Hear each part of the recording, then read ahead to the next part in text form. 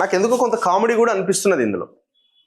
ఇప్పుడు మీరు ఇంటర్నల్గా మీరు వ్యతిరేకించిన నేను ఇంటర్నల్గా కొట్లాడినని మీరు ఏదైతే చెప్తున్నారో ఒక్క లీక్ అన్నా రాదా బయటికి?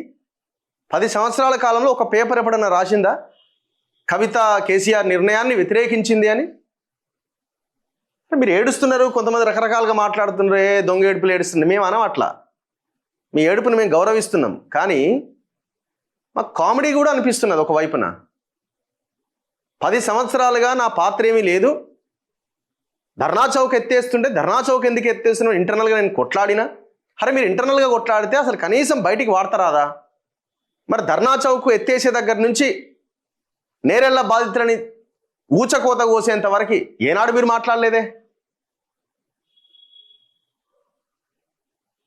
మొత్తం దోపిడీ జరిగింది. ఇప్పుడు ఏమంటుంది, ఇంకోటి అన్నది ఇలా, టీఆర్ఎస్ పార్టీని బీఆర్ఎస్ పార్టీగా మార్చిర్రు.